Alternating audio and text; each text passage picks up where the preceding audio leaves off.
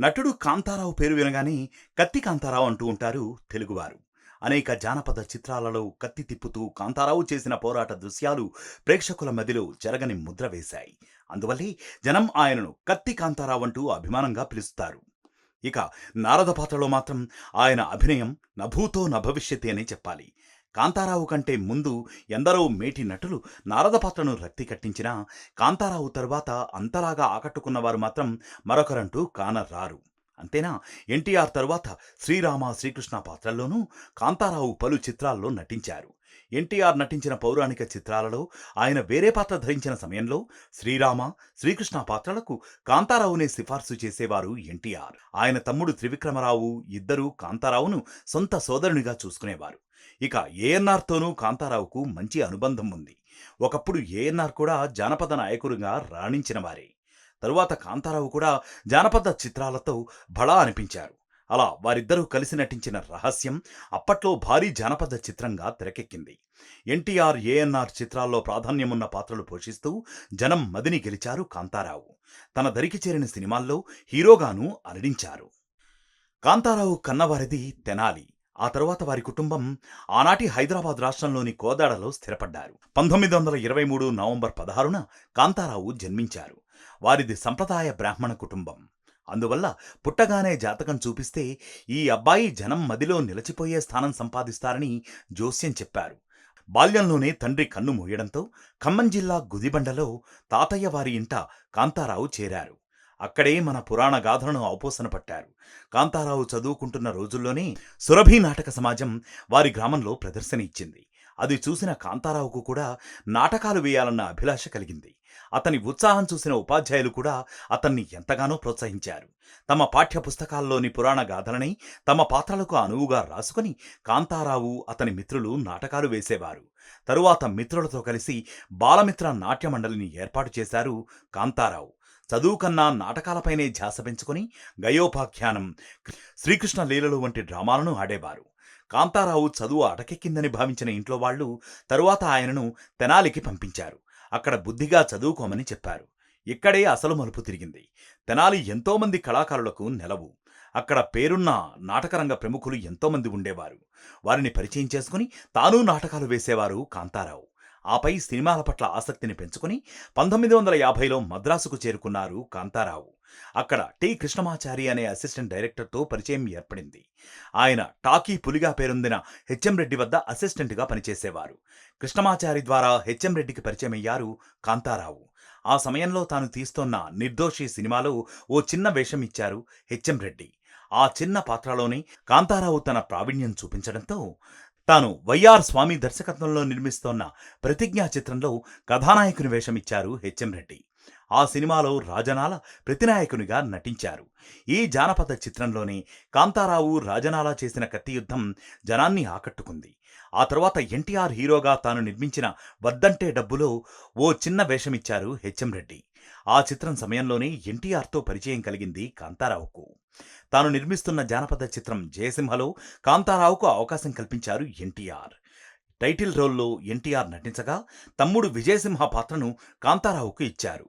అన్న ప్రాణాలు తీయాలని చూస్తున్న కన్న తండ్రినే కడతీర్చే తమ్ముని పాత్రలో కాంతారావు ఎంతగానో రక్తి కట్టించారు.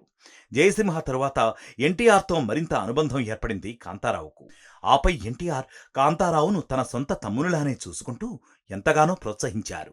తాను హీరోగా నటిస్తున్న అనేక చిత్రాలలో కాంతారావుకు తగిన పాత్రలు ఇప్పించారు ఎన్టీఆర్. కాంతారావు నారద పాత్రకు సరిపోతారని ముందుగా భావించింది ఎన్టీఆరే.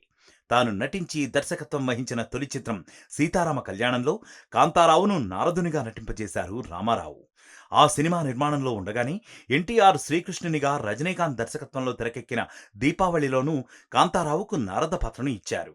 ముందుగా దీపావళి విడుదలైంది. అలా దీపావళితో నారదునిగా తొలిసారి జనం ముందు నిలిచిన కాంతారావు మంచి ఆదరణను పొందారు.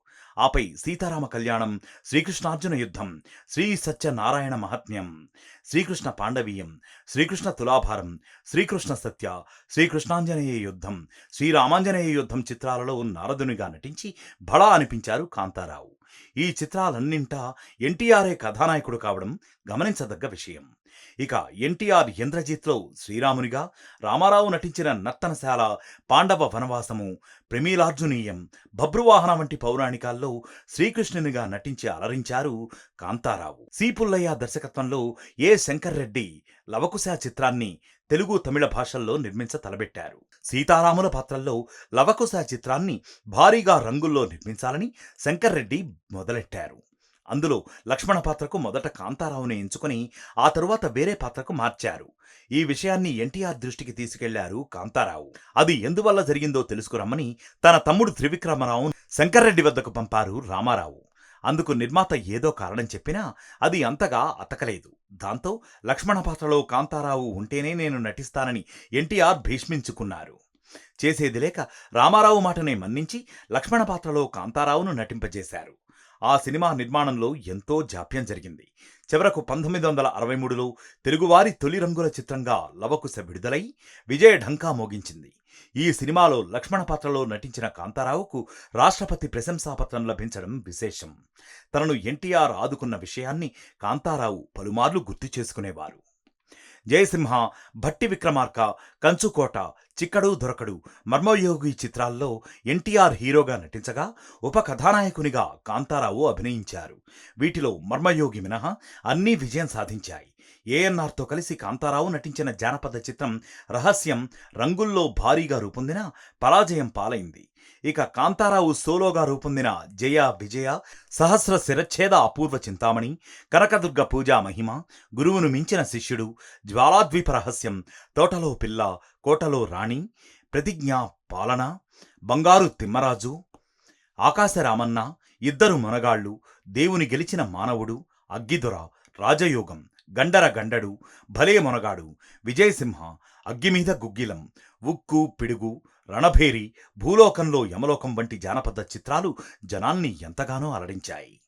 సాంఘికాలలోనూ ఎన్టీఆర్, ఏఎన్ఆర్ చిత్రాలలో సెకండ్ హీరోగా నటించారు కాంతారావు. ఆయన సోలో హీరోగా నటించిన చివరకు మిగిలేది, ఖైదీ కన్నయ్య, తోబుట్టువులు, ఆనంద నిలయం అలరించాయి.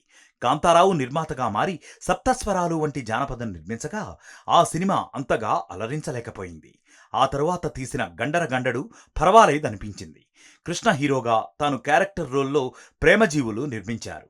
అది పరాజయం పాలైంది. ఆపై గుండెలు తీసిన మొనగాడులో హీరోగా నటిస్తూ ఆ చిత్రాన్ని కలర్లో నిర్మించారు. ఆ సినిమా సైతం కాంతారావును ఆదుకోలేకపోయింది. దాంతో మెల్లగా క్యారెక్టర్ రోల్స్కు మళ్లారు కాంతారావు. కొన్ని సినిమాల్లో విలన్గానూ నటించారు. తరువాతి రోజుల్లో బిట్ రోల్స్లోనూ నటిస్తూ సాగారు. 1989లో నిర్మాతగా తన అదృష్టాన్ని పరీక్షించుకుంటూ వాణిశ్రీ, జయసుధ ప్రధాన పాత్రలుగా స్వాతి చినుకులు నిర్మించారు కాంతారావు. ఆ సినిమా కూడా ఆదరణకు నోచుకోలేకపోయింది. దాంతో కాంతారావు ఆర్థిక ఇబ్బందుల్లో పడ్డారు. పలువురు దర్శక నిర్మాతలు కాంతారావును గుర్తుపెట్టుకుని మరీ పాత్రలు ఇచ్చేవారు. చివరి రోజుల్లో చితికిపోయారు కాంతారావు. ఎవరైనా దీపం ఉండగానే ఇల్లు చక్కదిద్దుకోవాలని కాంతారావు హెచ్చరిస్తూ ఉండేవారు. తాను జానపద కథానాయకునిగా రణిస్తున్న రోజుల్లో ఎంతో బిజీగా సాగిన కాంతారావు అపాత్రదానాలు చేసి చేతులను కాల్చుకున్నారు. కాంతారావు మొదటి భార్య సుశీల. తరువాత 1950లో హైమావతితో వివాహమైంది. ఆయనకు 4 అబ్బాయిలు, ఓ కూతురు. పెద్దబ్బాయి ప్రతాప్ ఈయనే స్వాతి చినుకులకు నిర్మాతగా వ్యవహరించారు. తరువాత కూతురు సుశీల, మూడో కొడుకు రాజా, చివరి తనయుడు సత్యం. రాజా అసలు పేరు రాజేశ్వరరావు. మాస్టర్ రాజా పేరుతో సుడిగుండాలు, ప్రేమజీవులు, గండర గండడు, ఉక్కు పిడుగు, రాజసింహ, మట్టి బొమ్మలు వంటి చిత్రాల్లో నటించారు. కాంతారావు చిన్న కొడుకు సత్యం కూడా తండ్రి నిర్మించిన చిత్రాల్లో కనిపించారు. ఏది ఏమైనా కాంతారావు నట జీవితం తెలుగువారికి మరపురానిదిగానే మిగిలింది. కత్తి కాంతారావుగాను, నారదముని పాత్రలోనూ నభూతో నభవిష్యతి అనేలానూ నిలిచిపోయారు కాంతారావు.